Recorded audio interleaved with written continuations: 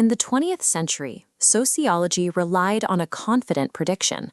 As technology and economic development advanced, human faith would naturally expire. Max Weber built an entire theoretical architecture around this idea, assuming modernization guaranteed a decline in religious influence. Emil Durkheim codified this certainty into what became known as the classical secularization theory. The logic appeared airtight. As societies industrialized and scientific literacy grew, faith would become obsolete, replaced by rational, secular governance. Data from the first quarter of the 21st century shows the specific failure of that theory. While Western Europe shows a continuous decline in religious affiliation, Christian and Islamic populations in the global South are exponentially expanding. The theorists made a critical error in their forecasting.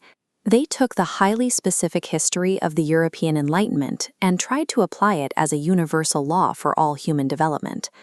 Global society is currently undergoing a post-secular turn. Religion is refusing to die, adapting its methods to maintain presence in the modern world. To understand how this survival happens, we can look at this node diagram, which maps contemporary religious behavior into a four-dimensional structural framework. Religious resilience relies on four specific vectors of adaptation. These allow ancient belief systems to integrate with modern infrastructure.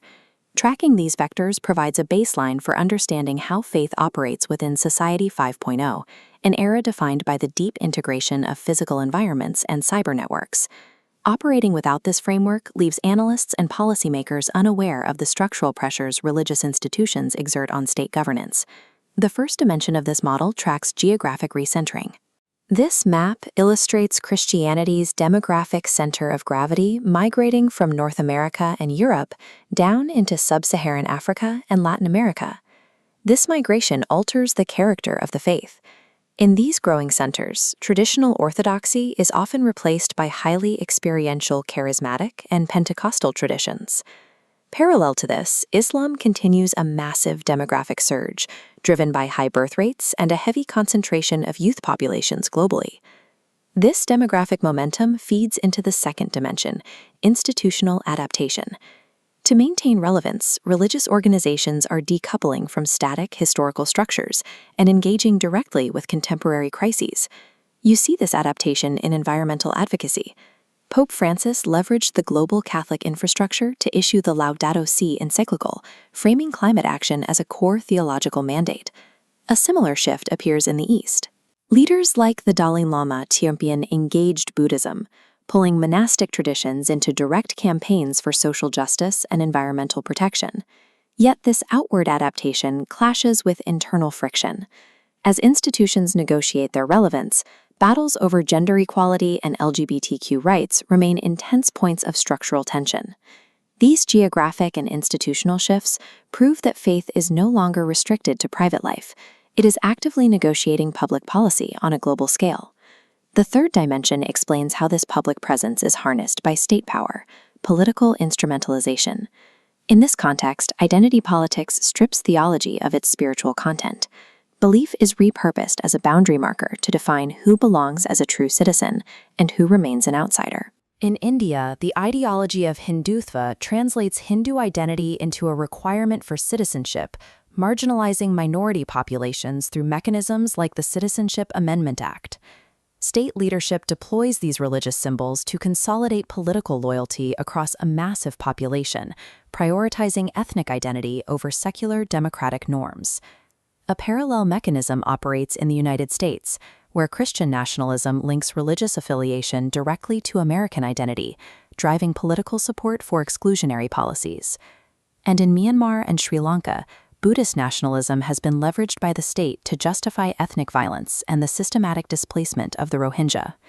Across entirely different belief systems, the structural mechanism remains identical. Actual theology is secondary.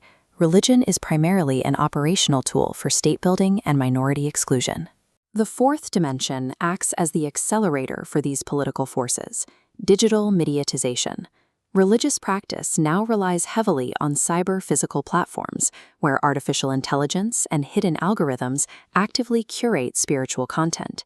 The most volatile dynamic emerges when this digital infrastructure intersects with political instrumentalization, creating a high-speed feedback loop. This loop begins when a population experiences localized demographic or cultural anxiety. That anxiety is immediately processed and framed through a rigid us versus them religious narrative. Digital platforms take over. Algorithmic echo chambers amplify the outrage, accelerating radicalization by distributing targeted sectarian disinformation. This mechanism drives digital Hindutva, where localized networks utilize messaging apps like WhatsApp to distribute hostile narratives and incite physical violence with frictionless speed. The final stage is real-world political mobilization, which reinforces the original cultural anxiety, locking the population into a self-perpetuating cycle. The result is visible in the physical world, where digital radicalization translates into massive political rallies and unified voting blocs.